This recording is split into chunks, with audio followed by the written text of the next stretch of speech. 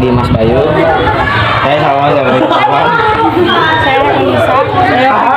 Kami dari kelompok 3 bab 9 akan mempresentasikan bab 9 tentang ekspresi manusia. Struktur dan fungsi sistem ekspresi pada manusia. Proses pengeluaran zat-zat sisa metabolisme yang tidak diperlukan tubuh disebut ekspresi. Ekspresi diperlukan tubuh agar zat bisa tersebut tidak meracuni tubuh karena dapat merusak berbagai organ dalam tubuh, bahkan dapat menyebabkan kematian. Sistem ekspresi pada manusia melibatkan beberapa organ ekspresi yaitu ginjal, kulit, paru-paru, dan hati. 1. Ginjal. Ginjal adalah organ ekspresi yang berperan penting karena membuat sisa metabolisme melalui primer. Ginjal berfungsi untuk menyaring darah dan mengatur sisa metabolisme dari sel di seluruh tubuh. Nefron merupakan salah satu ginjal dalam fungsi karena nefron merupakan penyusun ginjal yang berperan penting dalam proses penyaringan darah. Sebuah nefron terdiri atas komponen penyaring atau badan makriki yang dilanjutkan oleh saluran-saluran tubuh. Setiap badan makriki mengandung sepulungan kapiler darah yang disebut glomerulus yang berada dalam kapsula. Pada bagian itu proses penyaringan darah dimulai kapsula renalis bagian tengah ginjal. Susun atas saluran yang merupakan kelanjutan dari badan makriki dan saluran ada di bagian renalis. Ini adalah saluran ginjal yang melengkung pada daerah medula yang menghubungkan proksimal dengan tubulus distal. Pelvis renalis ginjal berfungsi sebagai penampung organnya, sementara seluruh dikeluarkan melalui urine. Tahap filtrasi. Filtrasi adalah tahap membentuknya urine primer ketika darah masuk ke glomerulus. Tekanan darah tinggi sehingga mendorong air zat yang memiliki ukuran kecil keluar melalui pori-pori kapiler dan menghasilkan filtrat. Cairan hasil menyaring disebut filtrat tersusun atau urea, glukosa, asam amino, air, natrium, kalium, kalsium, dan klor. B. Tahap reabsorbsi. Urine primer yang terbentuk pada tahap filtrasi masuk ke tubulus proksimal.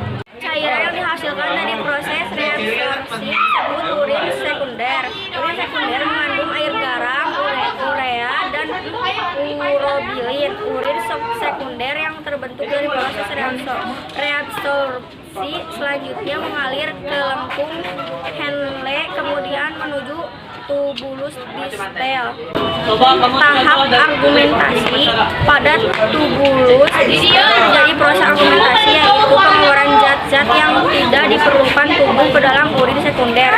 Kulit berfungsi membentuk dan mengeluarkan keringat, memiliki jaringan di bawah darinya kerusakan karena gesekan, penyinaran, kembang penyakit, zat kimia berbahaya, mengurangi kehilangan air, menjaga suhu tubuh dan menerima langsung dari luar. Kulit berdiri dari dua lapisan, pertama yaitu lapisan epidermis, kulit paru-paru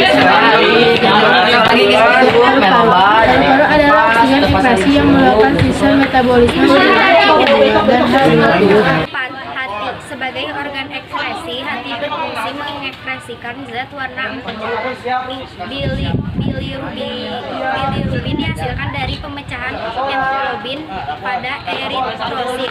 Eritrosit memiliki waktu hidup 100 sampai 120 hari karena tidak memiliki inti sel. Membran selnya bergesekan dengan pembuluh kapiler darah, tidak dapat membentuk komponen baru untuk menggantikan sel yang rusak.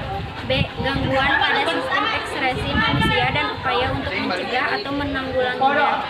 Gangguan sistem ekspresi yaitu nefritis, batu ginjal, albuminuria, hematuria, diabetes insipidum, kanker ginjal, jerawat, dan biang keringat. 1. Nefritis.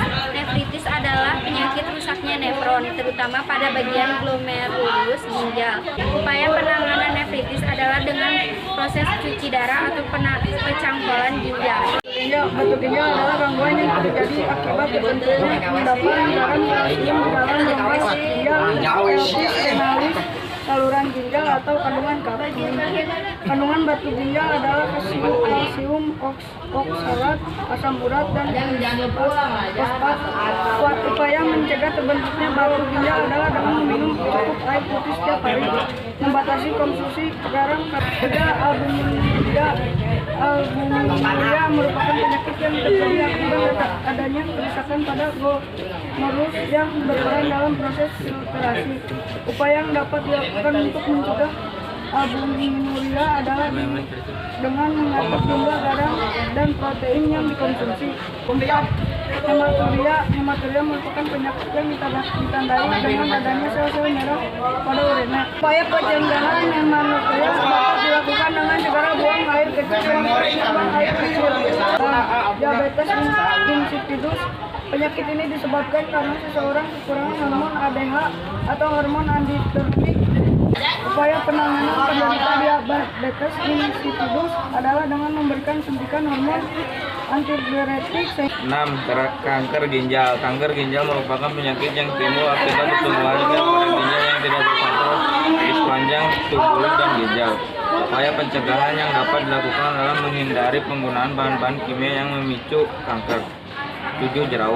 Jerawat atau akne vulgaris merupakan suatu kondisi kulit yang ditandai dengan terjadinya penyumbatan dan peradangan pada kelenjar sebasea, kelenjar minyak. Upaya pencegahan yang dapat dilakukan adalah dengan membersihkan wajah secara rutin, menghindari makanan berlemak. Biang keringat terjadi karena kelenjar keringat tersumbat oleh sel-sel kulit mati yang tidak dapat terbuang secara sempurna.